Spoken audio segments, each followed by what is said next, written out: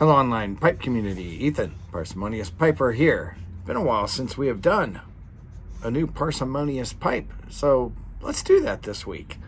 Notice inside this lovely little Bulldog, I have got, what have I got? Half and half today. This is the blend of the week, and I'll tell you all about it on Tuesday.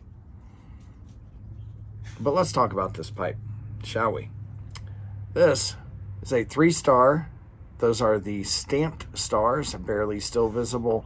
Pipe by Lee, nice little straight Bulldog saddle stem. It came in rough condition. Let's take a look at some of these pictures so you can get an idea. Main view, you don't really see anything particularly interesting. It's just a fairly grungy looking Bulldog that needed some cleanup, and you can see in the after picture it cleaned up nicely. Was not paying attention when I took the picture. That stem does actually fit snug right up against the stummel. There is no gap when I'm smoking it. I was just careless in my picture taking, but you know, this was a later in their run pipe.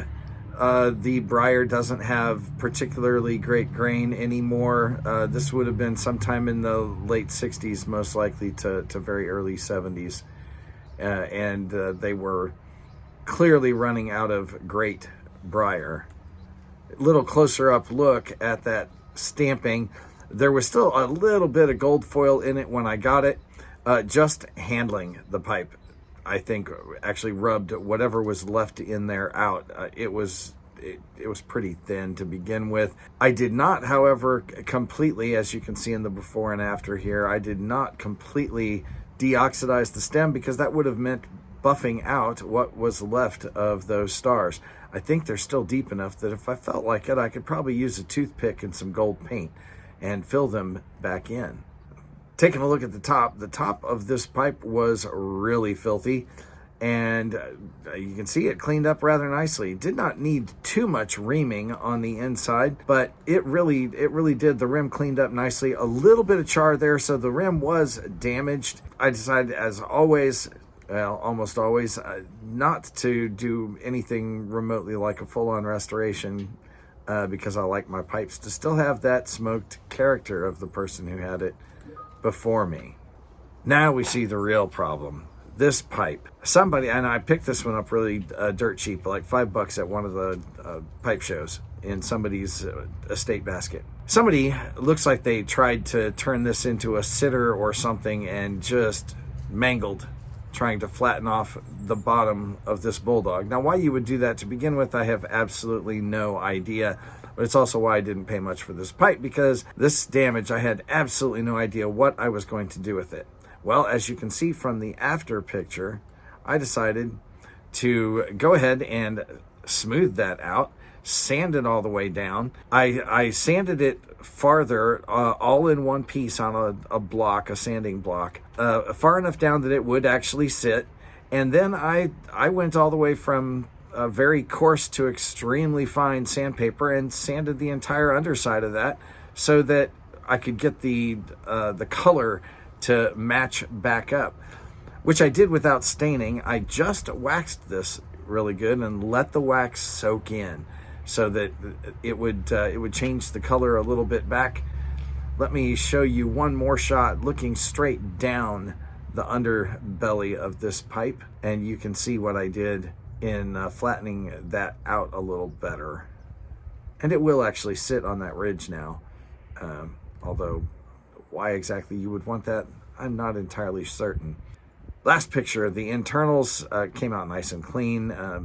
Note on the left, the difference in stain color above and below the bead, and then on the upper surfaces of the stem, stummel, shank, there's the word I'm looking for, versus the lower.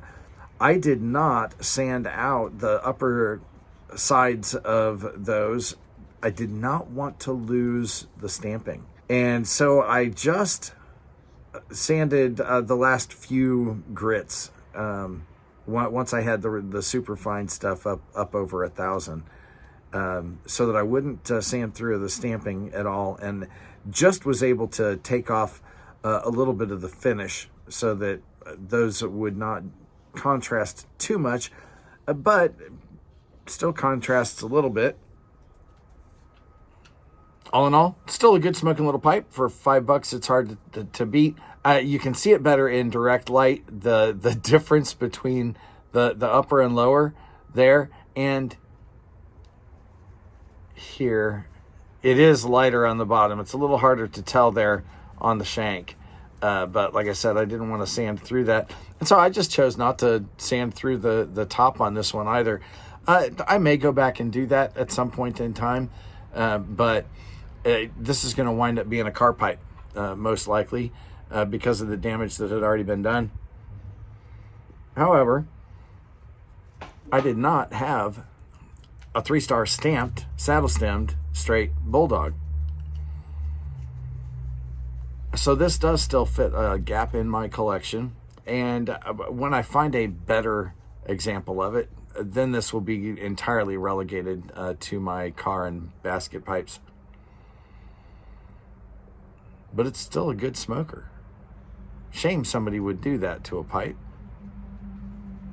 Didn't hurt its smoking qualities, though.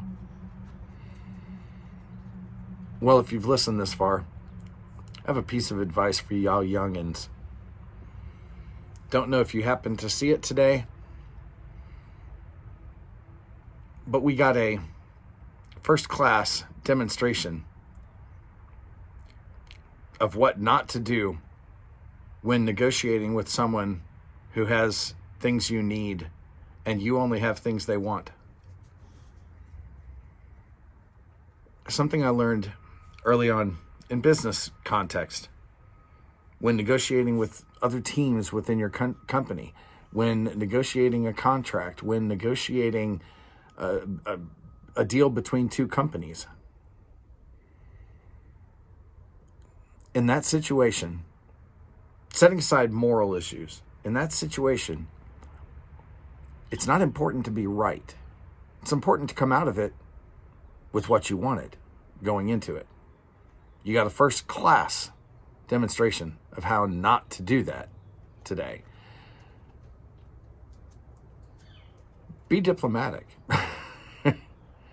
Get what you want out of a negotiation. Don't focus too much on whether or not you're right. With that, I'm going to get relit, and I'll tell you, light something you like. Enjoy your afternoon.